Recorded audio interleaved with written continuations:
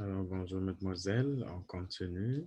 Maintenant, on va résumer ce qu'on a déjà pris à propos de la différence entre les métaux et les non-métaux. Alors, on a su que les métaux toujours perdent des électrons ou cèdent des électrons et deviennent ions positifs. Et les non-métaux, ils gagnent les électrons et deviennent ions négatifs. Les gaz rares ni perdent ni gagnent des électrons et ne forment pas des ions. Alors, on doit savoir que tous les métaux et les non-métaux, ils ont la dernière couche insaturée. Alors, ils veulent être comme les gaz rares, c'est le bachawet, ou bien le hélium 2, ou bien le néon 10, c'est 2,8, ou bien l'argan 18, 2,8,8. Alors, on va voir, on va répéter l'exemple pour voir qu'est-ce que ça veut dire le mot, la liaison ionique. Alors, si on regarde, par exemple, on a pris le sodium Na11. Alors, le sodium 11, il a le mot 11, le numéro 11, c'est le nombre atomique. Alors, il a 11 protons. Et on sait que toujours le nombre de protons est égal au nombre des électrons. Alors, il a 11 électrons aussi. Et il a 12 neutrons. Comment calculer les 12 neutrons? Alors, je vais faire 23 à moins 11. Ça va me donner le nombre de neutrons. 23 moins 11. Nombre de masse moins nombre atomique. Alors, si je veux faire la distribution électronique pour le sodium, alors ça veut dire qu'il a 2, 8, 1. Comme on a dit, il a la dernière couche contenant un électron, alors c'est un métal, parce que tous les métaux contiennent dans la dernière couche 1 ou 2 ou 3 électrons. Alors 1, alors le sodium c'est un métal. Alors 1, il n'est pas saturé parce que la dernière couche ici, la troisième, est saturée par 8 électrons et il n'a qu'un seul électron. Alors il a besoin de 7 électrons.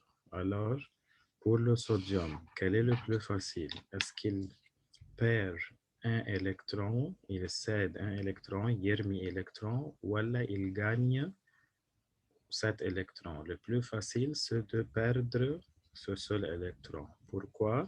Parce que s'il va céder, cède, ça veut dire perdre un électron, il va se transformer, au lieu de 2,8,1, il va devenir 2,8.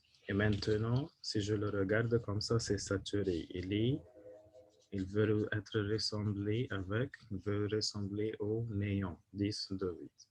Alors maintenant, après que le sodium jette son électron, perd son électron, il va devenir 2,8 seulement, alors il est maintenant saturé. Alors, il n'y a rien de changement dans le proton ni le neutron. Alors, je les copie comme ils sont, comme il était. 11 protons et 12 neutrons.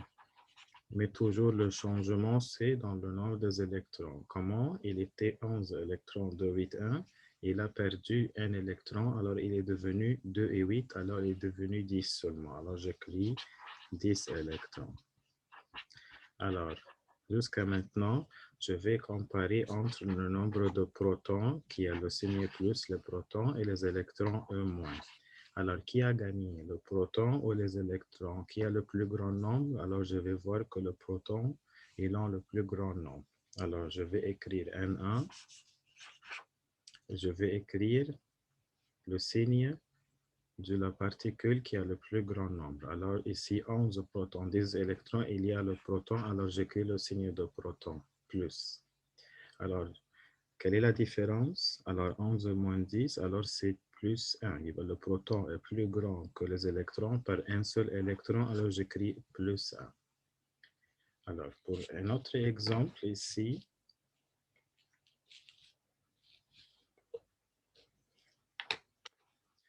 on a le chlore. Le chlore, 17,35. Alors, si je regarde, il a 17 protons, 17 électrons Et 35 moins 17, ça fait 18 neutrons. Et toujours le nombre de protons et les électrons et neutrons ne changera pas.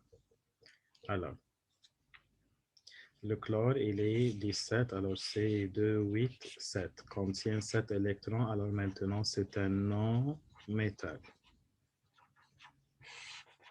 Alors, pour le chlore, c'est différent. Le sodium avait un seul électron, alors c'était plus facile pour lui de perdre son électron pour être saturé comme le néon. Mais maintenant, on a le chlore. Et le chlore, il a 7 électrons dans sa dernière couche. Il ne lui reste qu'un seul électron pour être saturé. Alors, il va gagner un seul électron. الأسهل له يكسب électron. Et comme ça, il va être transformé. Il sera transformé de 2,8,7 à 2,8,8. Et ainsi, on va copier le nombre de protons, le nombre des neutrons qui ne seront pas changés. Alors, il a 17 protons, c'est la même. Et le 18 neutrons, ce sont les mêmes. Mais maintenant, je vais voir combien d'électrons a-t-il. Alors, il avait 17 électrons, 2, 8, 7, et il a gagné 1 en plus. Alors, ça fait, c'est 17 plus 1, ça fait 18. 2, 8, 8, 18 électrons. Et après, je vais voir qui est la particule qui a gagné, qui a le plus grand nombre. Alors, on a 18 électrons et 17 protons. Alors, le nombre des électrons est plus grand. Alors, l'électron symbole moins, le proton symbole plus. Alors, c'est pour cela, اللي يكسب نحط السيني بتاعته électron, alors le signe est moins. Quelle est la différence? L'électron est plus grand que le proton par un seul électron, alors je vais écrire moins 1. D'accord. Alors maintenant, je dois savoir deux informations très importantes. C'est que le sodium ici, le sodium qu'on a étudié toujours, on le sait, c'est l'atome neutre de sodium. Et ici, le chlore, on va l'appeler atome neutre du chlore.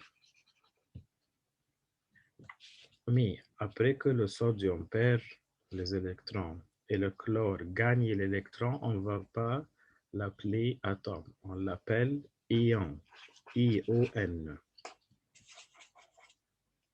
Pour le signe plus, on dit ion positif du sodium.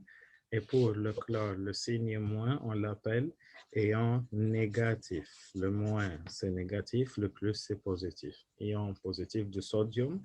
Alors, quand il me dit quel est le nombre des électrons dans l'ion positif du sodium, alors je sais qu'il demande le nombre des électrons après qu'il a perdu son électron. Alors, son nombre d'électrons est de 8, il y a 10 électrons. De même, pour le chlore, quel est le nombre des électrons pour l'ion négatif du chlore? Il va aussi 288, ça veut dire après qu'il a gagné un électron en plus, alors il a 18. Ici, le chlore, il ressemble l'argon, le gaz rare argon. Mais ici, le sodium, il se ressemble avec le néon, Ne10 lower 28. Alors, la dernière info, c'est alors بنقول الصوديوم هيخسر الكترون والكلور هيكسب الكترون. طب الكلور ده هيجيب الكترون منين والصوديوم هيخسر الكترون يعني هيرميه فين؟ C'est ici, c'est clair. Si vous voyez, le sodium, il a un électron en plus et le chlore, il a besoin de cet électron. Alors le sodium, il va donner cet électron en plus comme cadeau pour le chlore. Et ainsi, ils vont être liés ensemble. Ils vont être engagés. هيحصل بينهم liaison. Lié, جاي منها كلمة liaison, ارتباط. Alors c'est pour cela qu'on va l'appeler la liaison des ions. Ion positif de sodium, ion négatif de chlore. C'est pour cela qu'on va l'appeler liaison ionique. Alors, la Na ou le Cl, sodium et chlore, ils vont être unis, ils vont former une molécule appelée la molécule de NaCl. Qu'est-ce que c'est que le NaCl? C'est le chlorure de sodium. On lit le nom des éléments de l'arrière à l'avant. C'est le chlorure de sodium ou le sel de cuisine.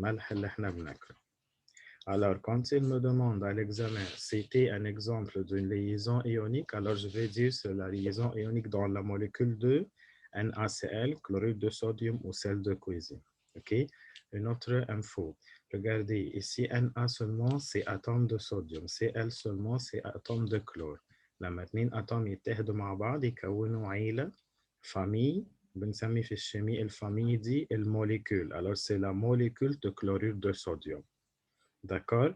Alors, la molécule de chlorure de sodium, c'est une liaison entre l'ion positif de sodium et l'ion négatif du chlore. Le sodium, c'est un métal. اتفقنا إن الميتaux toujours بتخسر تحول ion positif. Pair commence par P, positif commence par P. Le chlore, c'est un non-métal qui se termine par 7 électrons. Tous les non-métaux, ils vont gagner, بيكسبوا, et gagner se termine par Ne, et il se transforme en ion négatif qui commence aussi par Ne. OK? Alors, ici, il perd positif, ici, il gagne négatif. Alors, c'est un exemple très important pour la liaison ionique qui se trouve pour le premier exemple, la molécule de NaCl. Alors, essayez de faire toute seule la liaison ionique dans la molécule de MgO ou bien l'oxyde de magnésium, sachant que le Mg, c'est 12,24 et l'oxygène, c'est 8,16. Essayez de la faire toute seule, mesdemoiselles. Alors, ce sont les mêmes étapes ici et ici, mais il y a seulement le changement dans les nombres des électrons et protons. Ça va? Alors, merci beaucoup.